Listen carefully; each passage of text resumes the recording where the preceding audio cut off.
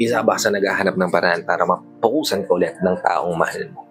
Parang gusto mong maisip ka niya palagi, di ba? Siguro dahil malayo siya sa'yo or tingin mo hindi ka niya na naiisip, hindi ka na nabibigyan ng atensyon. Para sa itong video na ginawa ko ngayon. Dahil dito pag-uusapan natin kapatid, yung mga tips para isipin ka niya. Kung interesado kang malaman kung ano itong mga to, tara kapatid, pag-usapan natin yan. Just keep on watching.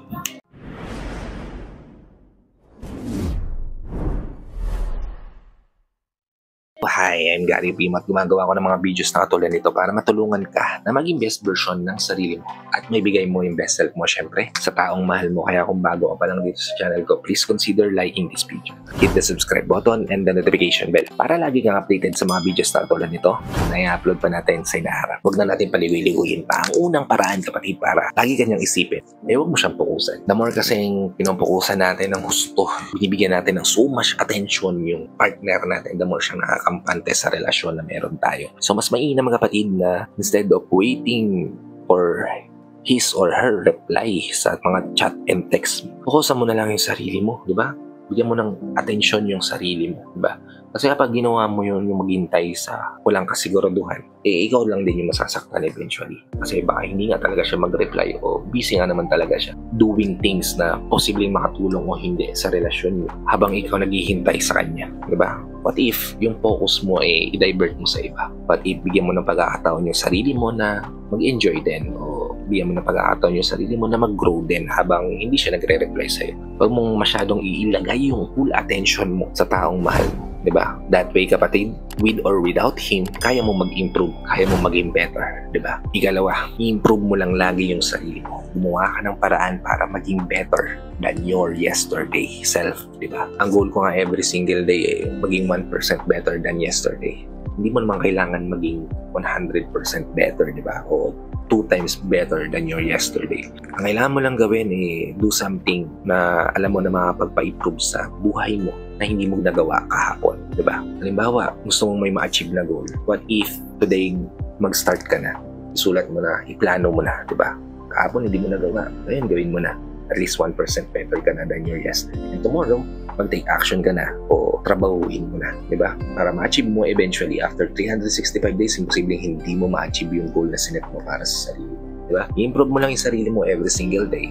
And in that way, mapapansin niya yung glow mo, mapapansin niya yung laki ng binago mo sa sarili mo. And because of that, kapatid, garantisado na mangungulila yan sa'yo, iisipin ka niya palagi dahil hindi ka nagre-reply diba? Hindi lagi nakasaan niya yung attention mo diba? At nakikita niya na nag-grow ka. Eventually, baka isipin niya pa na iwan ako nito eventually. No? So, mas maganda na trabahuhin ko, diba? Kailangan kong gawa ng paraan para hindi siya mawala sa akin. O, diba? Pumasok na sa isipan niya, panalo ka na. So, improve yourself daily. Ikatlo, lumayo ka sa mga negatibo mong tropa. Diba sa last video natin na pag-usapan natin yung ikaw yung resulta ng mga tao na nakapaligid sa'yo. Diba? Kung mga negatibong tao yung mga nakapaligid sa'yo, then for sure kapatid, isa sa mga negatibong tao na magiging resulta niyan. So, layuan mo yung mga tropa mong negatibo. Diba? Actually, hindi mo naman kailangan ng maraming kaibigan. Ang kailangan mong tao yung makakasama mo through ups and downs ng buhay. Diba? At hindi mo kailangan ng mga tao nandyan lang kapag masaya ka. At pag malungkot ka, wala para suportahan ka, wala para painggan ka, wala para panatili sa tabi mo, di ba? Layuan mo yung mga negatibo mong tropa at pagiging masaya ka sa buhay mo. At syempre, makakatulong yun para lagi kang isipin ng partner mo dahil hindi mo na-absorb yung mga negative thoughts, pattern ng mga tropa mong negatibo, di ba? Ikaw, mag-glow ka dahil puro positibong bagay yung nasa isipan mo. Okay, kapat, gamitin mo yung oras mo para maging better at ma-achieve mo yung goal na sinet mo para sa sarili. Don't waste time kapatid na lagi naghahanap ng atensyon ng validation ng iba. Diba?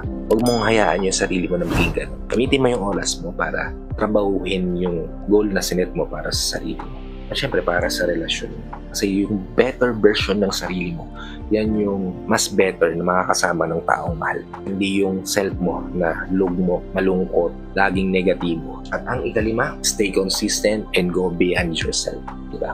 Manatili kang na-focus sa gusto mong ma-achieve sa buhay. Gusto mong lagi kang isipin ng taong mahal mo. Buha ka ng paraan para lagi kanyang isipin na dalawa kayo nagbe-benefits. Halimbawa, kung iniisip niya na wala kang ginagawa sa buhay habang malayo siya sa'yo, nangyari LDR yung relasyon nyo. Ipakita mo na kapag magkikita na kayo o magbi-video call kayo, better ka, di ba? Hindi ikaw yung dating nakilala niya na walang ginagawa para sa sarili at naghihintay lang ng feedback mula sa taong mahal niya. Hindi, every time na makikita ka niya, may something better sa'yo, di ba? By doing that, kapatid, garantisado na mag-look forward yan sa susunod yung pagkikita, di ba? Halimbawa, from 90 kilo, bigla ka naging 70, di ba? Tapos nakita ka niya doon at sobrang natuwa siya. At iisipin niya na yung mga oras na hindi mo siya pinupukusan, ini-improve mo yung sarili mo. Maglo-look forward yan sa mga susunod yung pang pagkikita. Siguro, by the time na magkikita ulit kami nito, sobrang sexy niya, sobrang ganda niya. Tatrabahuin ko na hindi siya mawala sa akin na hindi niya ako iwan, di ba? At by doing that, kapatid, iniisip ka na niya. Panalo ka na kagad, di ba? So stay consistent. Focus on yourself and go beyond your limit. So, I hope nabigyan ko kayo ng tips, ideas, or advice dito sa video na ginawa ko ngayon. If nabigyan ko naman kayo ng tips, ideas, or advice, please help me share this to your loved ones na posible rin natin matulungan ng video ito para nakatulong na kayo sa kanila. Nakatulong na rin ako sa kanila. Sa lahat pala ng OFW viewers natin at sa mga viewers natin dito sa Pilipinas na walang sawang nanonood, sumusuporta at palagi nakatune in sa mga video na ina-upload ko. Maraming salamat po sa palagi yung panonood at pagsuporta. Kung bago ka pa lang dito sa channel ko, please consider liking this video. Hit the subscribe button and the notification bell para lagi kang updated sa mga videos na tulad nito na i-upload pa natin sa ilaharap. So, hanggang dito na lang mga kapatid. Maraming salamat ulit sa panonood. I hope to see you all on my next vlog. Ingat ka dyan palagi kapatid. May God bless you and always protect you. Peace. Whenever your heart is broken